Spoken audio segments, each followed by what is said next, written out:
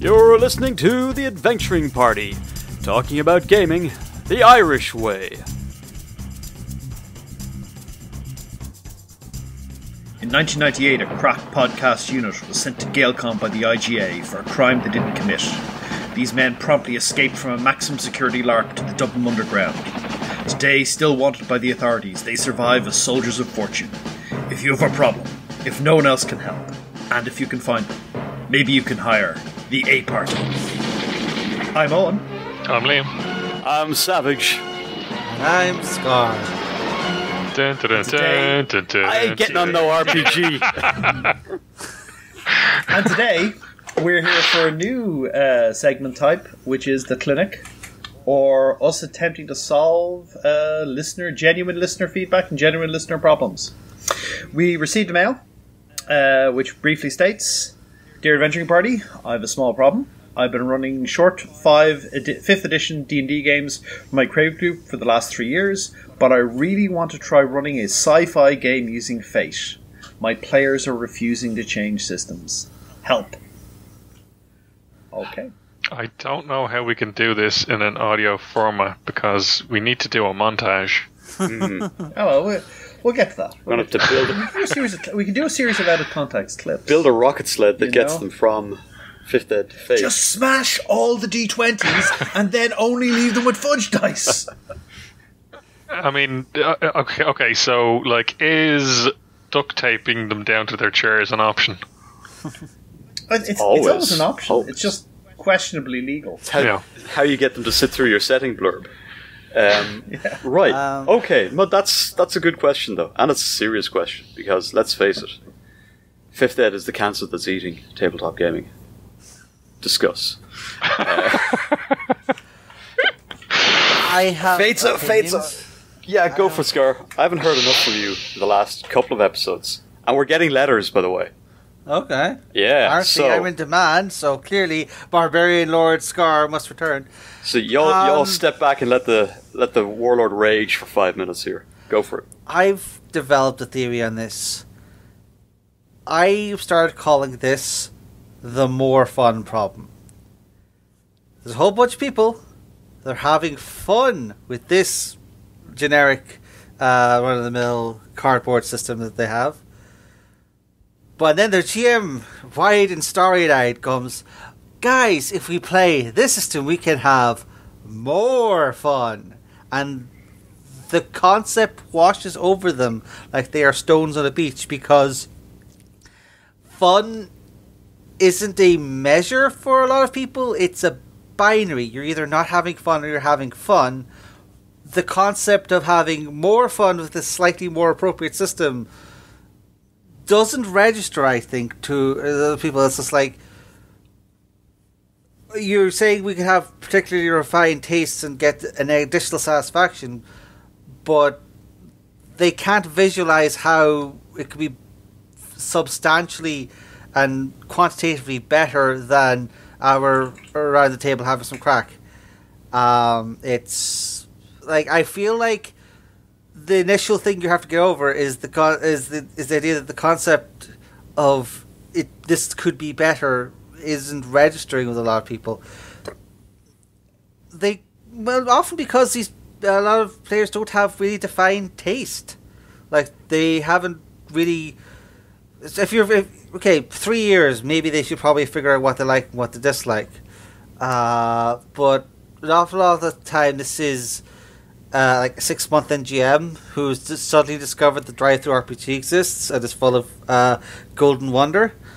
Not the crisps, like the concept. Or the potato.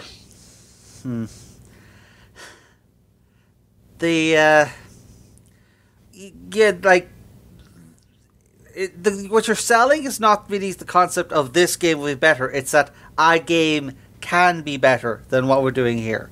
And that's my crackpot theory. It's like, that's the mental block. It's not, these are diehard 5th Ed fans, or these are curmudgeons who will never shift from their comfort zone. It's, they don't really get how this is going to benefit them if they change over to this another system. This problem isn't unique to gaming. Like we haven't done it in a couple of years now at this point, just due to various kids and the pandemic and everything. But I used to have a regular poker game with the guys I went to college with. Do you know what we play? Texas Hold'em. No, wait. Yeah. Texas Hold'em. Texas Hold'em. That's it. Do you know what I like? I like 5-card. Oklahoma High. You know how difficult it is to try and get them to play 5-card? Impossible. It's Texas Hold'em. All poker everywhere is Texas Hold'em, except for some weirdos hanging out in their basements. And when you try and get anybody to play anything other than Texas Hold'em, it's not going to happen. That's like a late 90s thing, isn't it, that it came in? Because when I was taught how to play poker, I was taught 5-card draw. It got televised. The under-table cam was the big innovation for televised poker. But Liam's absolutely right. It's easy to play. It's a very visual thing, and it's very visual. And look, Texas Hold'em has a lot going for it. But why I prefer a 5-card is that 5-card is 90% playing the player and maybe 10% the cards. Whereas Texas Hold'em is the other way around. It's like 10% playing the player, 90% the cards. It's all probability. And that's fine. I like probability. That's fine. But it's mainly that's what it's about. And I like mix it. Can we not just play one session of 5-card?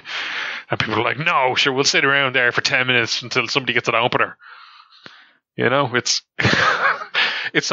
not unique to gaming. This happens in other spheres, you know.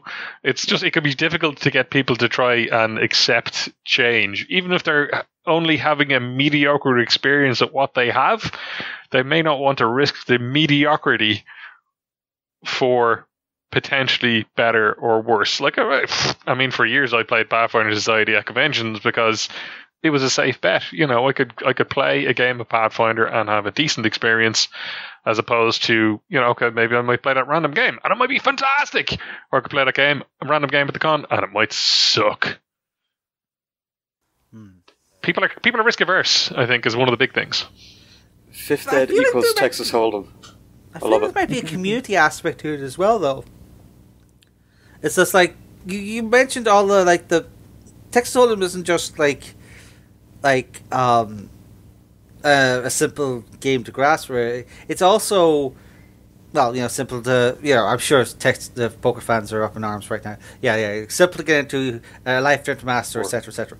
But also, it's got that popularity aspect, that televisability aspect. It's what's on TV. If you want to pick up a book that how to play poker, it's probably almost certainly going to be how to play Texas Hold'em.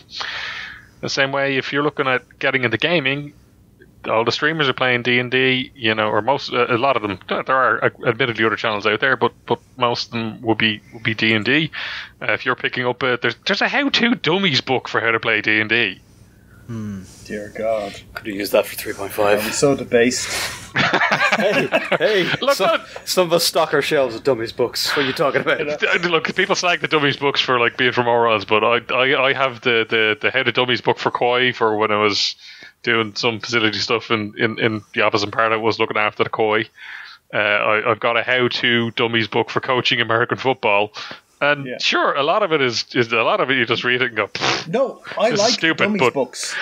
My problem is D&D is already an instruction manual.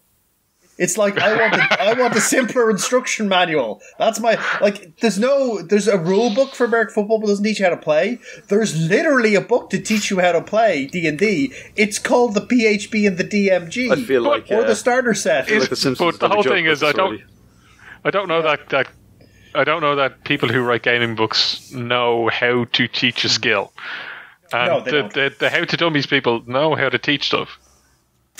I actually have a theory on this. A lot of us come from the college society set.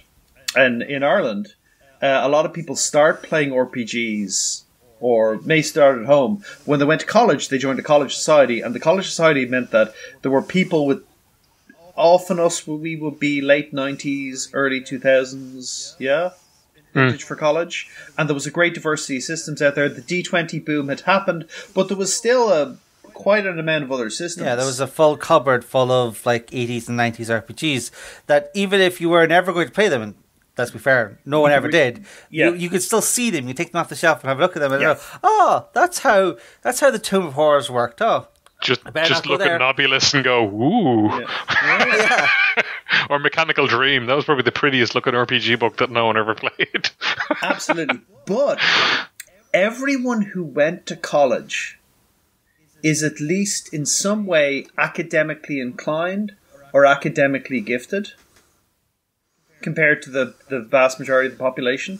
If you went in, you did 4 years of science, or you did 4 years of engineering, or you did 4 years of computer design, you're comfortable enough with textbooks. They may not be your favourite method of learning, but you can work off them. Jeez, check out all these Right? STEM kids. Okay. You know?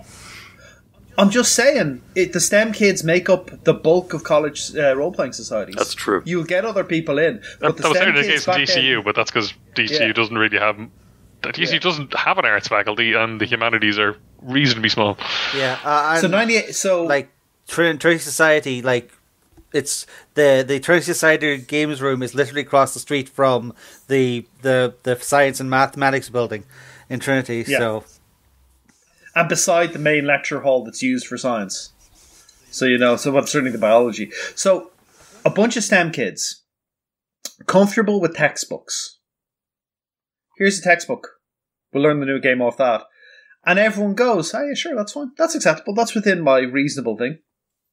As D&D is expanded out to a wider player base, you've hit a strata of people who do not like textbooks, who have bad memories associated with textbooks.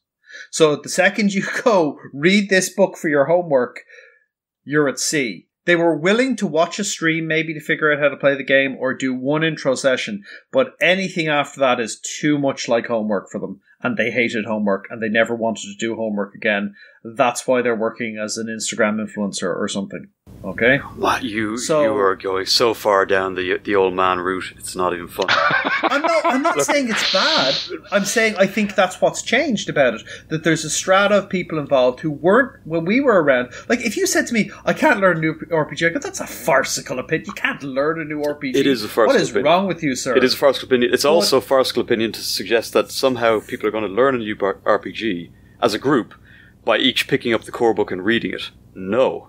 Someone's going to have to beat them into playing the game, and they'll teach them organically the way we've always badly taught RPGs. Long before we had to worry about streamers or TikTokers or influencers or anything like that, you had a bunch of people stuck on 3.5 that weren't going anywhere unless you literally bet them with a stick to try anything else. And for me, I think it's certainly a compelling argument. Let's go back to the question. I think it's certainly a compelling argument. I don't know that I 100% buy it, but it's certainly a compelling argument, and I could say it's certainly for some people there's an element of being it. quite applicable. We've discussed an awful lot of reasons why it's difficult. Yeah. Now let's, as Hida says, let's get back to our poor bereft questioner and supply. So when you're selecting your club for this, Mick, yeah, when you're selecting your beating stick or your roll of duct tape, what is your tactic here? Well, it's about incentives. And Scarr touched on it. Like, what's in it for me? Why, and Liam kind of catches as well, I'm having this much fun already. Do I really want to risk the fun I've got for the fun I might have? So you gotta sell the sizzle.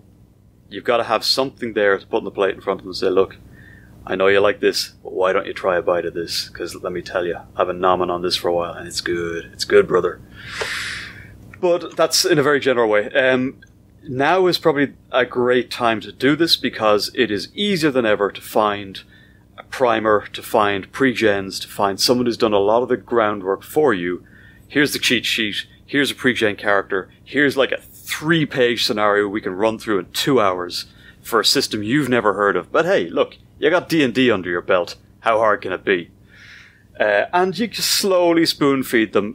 And the sizzle here is, it's a different world, it's a different system. In this system, you don't have spell slots. You've got mana points. Imagine all the fun you can have with mana points. Or you've got cool maneuvers that you don't have in D&D. Or there's some other way of doing it. Like Fate, you can talk about the aspects, how you're allowed as a player to attach kind of aspects of the scene to actions and to people to generate effects to get, I don't know, there's fate points, I can't remember, but to get your sort of sizzle in the scene. And for a D&D player, that could be quite attractive. It's like, oh wait, the GM isn't going to tell us everything about what's happening. I get to kind of go, well, I think the barrels are full of highly explosive fuel. So I'm going to say that that's an aspect of the scene. Then I'm going to use my cool revolver character that I've got to blow open those barrels and take out the bad guys. Look at me, it's great. Baby's first role playing for people who started outside of D&D are familiar with kind of collaborative storytelling systems, but it could be a huge draw for someone who's only ever looked at the battle mat and went, right, how many squares to victory? So you got to put some sizzle out there, and but the thing I'm going to point to is that it's easier now than it's ever been because everybody's making PDFs, everybody's making quick starts, everybody's doing pre-gen. As Scarr said, yeah, first timers up on Drive Through RPG are going to find lots of little primer guides and things that will draw people in. Is my there we go. That's me. I think to start out, you need to minimize the commitment. So either have it that you're, when you're hitting the end of a chapter or the end of a book, or maybe as an alternate night, maybe where all the players can't make it, or maybe the GM's like, hey, I'm too busy, I don't think I'll be able to run this week. You have that sitting in the bank and go, guys, I really dig Fate, or I really dig the new Free Liga thing, Tales from, they're not new, that's ancient, not ancient, but anyway, Tales from the Loop, I really dig that. I think you guys would get a kick out of it as well. How about this week when Jimmy Jojo Jr. Shabru can't make it to run the game, we play this game just as a once-off, see what you think, and then get a vibe for it, see if people liked it, if they didn't, what they didn't like about it. Maybe there's not that system that you did want, but maybe there's a similar system, so maybe they like the kind of system, the free flowing that the Free Liga guys do, but they want something a bit grittier, and you go, oh, you know what, there's a new Twilight 2000 coming out, they want grit, they can have grit. Yeah, I think you have to really reduce the costs. Like, if a bunch of people have showed up to play Texas Hold'em, they're going to feel a little disappointed if you pull out the 5 card. So, being ready with that sort of one shot, like it's just this session, it's just this cool thing that we're doing when we're not having another game. Like, I think the problem is these new GMs who've discovered this perfect system for them they want to try, they're immediately starting to pitch, okay, we're going to toss the entire 5th Ed campaign out the window, all that emotional investment, all your ongoing, all your levels, all those magic items, out in the street. We're now going to play this game for the next 3 years. I have figured out 15 plots. We're going to do all of them. It's going to be great. That's maybe not how you should sell another system. You should probably go, hey, as a little break between chapters, your characters run downtime anyway, we'll have 1 or 2 sessions of this different thing. I've already done all the characters art for you. I'll just prepare the dice. It'll be quick, it'll be easy, and you can tell me whether you like it or not afterwards. I think one thing to avoid, like the plague, and I've heard of people doing it, I'd never encountered it myself in a campaign, is do not, for the love of all that is holy, do the bait and switch. You start out your 5th Ed campaign and then they touch some teleporty MacGuffin and then suddenly it's aliens. Yeah, do not. They're like, that's such such bad feelings could come from that. It could absolutely pay off, but probably won't. Yeah, I've seen the reverse of that as well. We bullied a GM into Pirates of the Caribbean had just come out, and we were 2 sessions into a D&D game. Bullied the GM into dropping us through a portal into the Pirates of the Caribbean. We've got maybe 2 more sessions out of it before the plug got filled. Bait and switch works both ways. Was rum involved there, Mick? Was it? Stone cold sober, as the judge. Don't know what you're talking about. We're just like everyone's jazzed for pirates. Like, wow, I want to do that. Absolutely. Like, there's a time and a place. Like, there's a time to let's say the Mandalorian just finished. Everyone's buzzing about that, and you said, actually, guys, how about if I ran The Mandalorian, and you guys were all bounty hunters, and you got a bunch of tricky jobs to do. We do a couple episodic ones a week that way. That's one way to switch it, when the zeitgeist is there, when someone's just buzzing after watching, everyone's binged The Mandalorian, or everyone's binged, the Marvel films, and they're like, oh man, and you're, you can pitch a superheroes game. If you pick your moments sometimes, and you're ready, get them all riled up, it's all right. Get them bought in, and then go. And we'll be using the 2D20 system, and they'll go, what? Yeah, I don't care. What? What's that? And then you can start to slide them in. Absolutely. There's also trying. I guess one avenue for me for a lot of trying out different games was cons. Now cons should hopefully be starting back up again in the next maybe in 6 months' time. Depending how vaccination's going on pretty well here. I mean, I guess I was more talking in person, but certainly. Online conventions are definitely a good avenue, and even now in general, like if you wanted to try Pathfinder Second Edition, I guarantee you go onto some of the Pathfinder Discord channels and get a game any night of the week. It'd probably be a one shot, might be Pathfinder Society, but it's out there, and that same kind of thing is applicable for most systems. You'll get a game or whatever, maybe at a convention or some kind of system just by hitting Discord. Yeah. One thing I was thinking about there was you could try the interstitial step where you go, okay, how about I run a sci-fi game using 5th Ed? Now, you're potentially creating a problem for yourself there, because if you do your sci-fi game using 5th Ed, you may then get stuck using 5th Ed for every RPG, which is what some people are inclined to do anyway. And the thought of how many Cure Light Wounds Ratchet, the Transformer, can prepare makes my soul shrivel up and die a little bit. So I would prefer not to do that. But if that's what you got to do, maybe that's what you got to do. But I would caution you that you can get a problem. Oh, can't we just find a 5th Ed version of this superhero game set in space? And you're like, no, we can't. Don't make me beat you with this book. Don't make me beat you with this book. So... like it's weird because I'm watching the 5th Ed stuff do like the initial thing the D20 lot did, where everyone just took the D20 system and wallpapered the thinnest layer of paper of their setting over it, and off to the races. And it's I'm looking at it going, oh god, guys, this is just not suitable for what you're running. It's just not suitable. I just shuddered thinking about D20 Ars Magica. Yeah. So. That's one way to do it. The second way is you can be a little more direct with them. You can say, guys, in 2 months this campaign's over. I've got a plotted out of the thing. I'm the GM. I'm not running 5th Ed again. If you want to play the next game, I'm running this. Show up or not. You can basically put it to them. You can go, bam, this is what's happening. If somebody else wants to run 5th Ed, cool, I'd like to play. But I ain't running 5th Ed again. Next thing I'm running is this, because this is what I'm passionate about. Because the GM has a right to assert their agency as well and go, guys, this is what's happening. Someone else can run something. That's fine, but I'm not running 5th Ed again. You can say that. Now, it's more intense of an option. People often don't like the confrontation, but you can say that. And that people with either row in or not, and that's fine. Well, it's fair enough. On the one hand, you could say that it's kind of, well, I wouldn't go so far as to say blackmail, but it's strong arming a bit. But at the same time, it is. So was you running years of D&D you don't want to run. Yeah, not a good. So you can always you could start with, guys, I'm not happy running D&D, so we need to find an alternative. This is my preference. I'm open to other things, but I want to do this, and then hopefully they'd be reasonable and at least try it. It helps if you have a way of just demonstrating, like, this is getting me more excited. This is cool.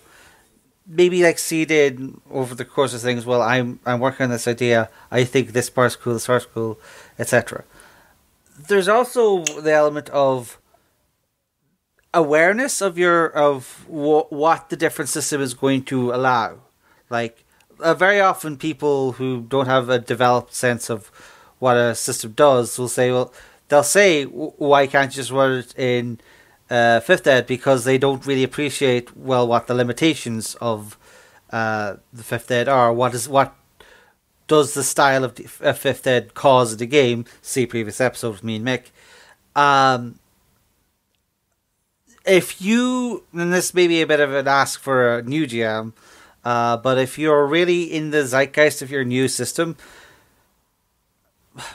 I say this very cautiously because I know you could very easily switch from mechanical spinner to prophet of the one true way, which is something you do want to avoid. You want to come off as a crazy person, but yeah, just try to be aware of like what is different about this new system that makes the experience different. Like, if it's just going to be the same as roll dice, add your modifier, beat the target number, people are going to raise their hands and say, you could do this in D20. But if you go, no, if you do it this way and this way and this way, it causes this type of dice roll, causes this type of feeling. It's going to feel different in this way, this way, and this way. And that's cool. That's what's getting me excited for the system. You know, don't say how it's infinitely better. Say it's going to be different this way. And if you can bring that across, that could help. You can probably fall back on analogy as well there, and just use examples from media. Like, it's good, guys. The difference between Star Wars and Blade Runner. Star Wars. You know, like I like Star Wars. Maybe not the last of the new movies. It was pretty dire, but Star Wars is swashbuckling in space largely. Whereas Blade Runner, it's bleak, bleak, and you can get that, and gritty, and somebody gets shot, and they're in a lot of trouble, Whereas in Star Wars, it's grand, It focuses more on investigation, It's a whole different kind of type of game. I think if you nail your analogies for what that's like, and I think that can go a long way too. So remember now for our questioner that you're not talking to a nebulous table. You're talking to your players. You know them well enough to know some of the things that make them tick. So step the next, if you want to change system, is find an ally at the table. Find someone else who may not have read the core book, but is at least willing to read some of the background or have a look at the player's guide or whatever the equivalent is, and slip it to them and say, look, I'm thinking about this. Give it a look. I think you'd like it too. What do you think? So start the psyop, start the campaigning before your first game or your current game is over. And I've been watching these Let's Play guys. Check them out. Yeah, whatever you're going to feed them something that says this is something. If you can track down a Let's Play somewhere, that will probably help because it helped D&D. Yeah. So why wouldn't it not help anyone else? But that's definite on the group doing the Let's Play. But that's a definite. I know we've had our moments, and we'll have some more. Stay tuned, folks. But But if you're the GM and you're trying to get people to change system, find an ally at the table who will support the cause and get started on them. You don't have to convince everybody initially because lots of people want to play games for different reasons. So, and not all of them actually give a goddamn about what the system is particularly. But, they're comfortable and they're not the ones to hand the core book. But you might find another way of enticing them, like the setting's cooler, or you get to play characters that are like your favorite characters. But find an ally at the table who you can feed some aspect of the game to and start to build a consensus towards changing. You're going for the alien infestation method. Yeah, start to spread the word. Convert 1, and then 2 can convert 4, and 4 can convert, and then it's all. Two things I'd point out. Number one, do not sabotage your game to transition to a new game. Do not go, what happens? You turn a corner and Ayuz, Vecna, and Demogorgon jump out of the bushes. Give me your money. They're all wearing the same gang tag, which is the numeral 5 with an X through it. And, they finger bang you to death. Fingers to death. Where did they get all those Berettas? And that's like, well, guys, now we're switching over, just segueing over here to Fate, That's a less subtle version of the bait and switch. Star wipe and it's done. Yeah, it's for the GM, because the GM can blow up a campaign if they want pretty quickly and pretty easily, really. So, I would not. I would not do that. Number 2, when you're making your changeover, be absolutely red hot on the system and running the new setting. Because when you're trying to convince people who are wavering, going, oh, let me check that up, and as I flip through pages, someone will make the smart comment, if we were doing 5th ed, we'd know the answer already. You want to be really ready to go with your new rule set, which is demanding. You wouldn't know. You just make a ruling at the table. Yeah, but you can't pause. Don't pause and flip through your book. The classic with that one. Minutes. The classic with that one is that they don't let them see you bleed. And if you're not sure, go. I'm not 100% on that rule. We're going to run with I think it's this. We're going to run with that for this week. I'll check it up for the next time to make sure I have that down. Like you're allowed to wear you don't slow the flow down. Yeah, absolutely. Keep the game cracking along, but you're allowed. I mean, everyone should be some sort of goddamn adult at this thing. You're allowed to say, "Look, it's new. We don't know. I mean, are the book for that ain't out yet?" But that's part of the fun of it is discovering something new. Okay? So what other concrete advice? What other do's do we have? Do know the system. Do find supplementary material that eases players in. Do find an ally. Anything else we can say to our listener? Do be honest about your intentions. Yeah. Absolutely. Up front. You might lose someone along the way here. Let's be absolutely clear. That's where I'd say as well is be prepared to write the experiment off. Yeah. Get a feedback in. So you do your test session. People seem pretty happy with it. 2-3 sessions in, sound people out, see how they feel. Okay, somebody might drop out, and you might be able to recruit a player in to replace it. But in general, are the whole crew warming to this thing, or are they just kind of amusing you until you're satisfied? Great, cool. Now can we get back to playing 5th Ed? Be prepared to write the experiment off if after a few sessions people haven't gelled with it and gone on board and gone, what I do like this system. I'm willing to play more of this, because then it will go from being an experiment, let's try stuff, to, just you remember that time Owen tried to force us into playing that game and it was crap. I'm never playing anything other than 5th Ed again. You don't want to turn people off the idea of trying new stuff. Yeah, at least if it's at least a neutral, or there was a couple of fun times in it and you went, it didn't work, but we tried it, I'm glad we tried it, then people may be more open to trying other stuff in the future. Yeah, you may have to kiss your beloved new game and just basically put it in the little boat and set it on fire, or put it back on the shelf is probably simpler. But yeah, it may need to go back to the shelf for a while and wait until the time is right. Yeah, and until the prophecy's fulfilled. Don't forget, they're just players. They're 10 a penny. You can always find a new table of better people who you like more, who are willing to experiment. I think we. That's every great marital breakup. Absolutely, working on my first one. So, that it? I think we got it. I think so. I think we finish up with having an adult conversation with your players about it. Just like, which is the guys, I'm dying here. I don't want to roll another D20 if my life depended on it. Please let me roll the dice with the pluses and minuses on it. I beg you. Yeah, I want my average result to be nothing happens. That's it.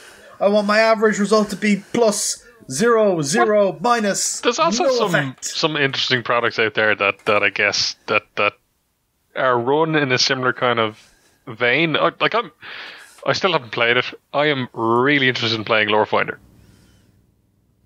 which is good. It's basically Pathfinder, but it uses Gumshoe. I'm out. So it's for people who like Gumshoe or like a kind of a rules-light system. The Pathfinder adventure paths have so much lore and world and setting behind them. Yeah. But some people, the idea of playing Pathfinder First Ed to them is a nightmare, because there's just so many numbers floating around, so many bonuses, so much gear, all this kind of stuff.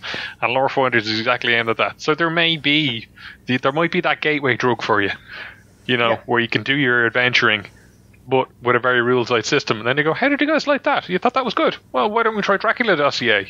That's also using Gumshoe. And, hey, stop Dracula. Great! Yeah, very often absolutely. I think it's going the struggle is going to be the first not D&D. Once you get them over that hump and they can accept any other system, that's you're over the hump. There may be a bit of a mountain to climb yet, but the first hurdle is the main psychological one. It's once they know that you can play something other than D&D, the rest follows. And the only other thing I would say is don't be afraid to just point them out and say, well, here's let's say Let's Plays, forums, that kind of thing. There are other people who play this game. I'm not just a crazy person who found this in the bin. This is a legitimate game played by actual humans. It's not a fever dream. If Matt Mercer doesn't run it, it's not real to them. Anyway, if you have a problem and no one else can help you, please get in touch. Drop us a line on our email, party@theadventuringparty.net, or on our lovely Discord, or our Facebook, or YouTube, or any other number of places, and we'll try and help out. But until then, this party's over.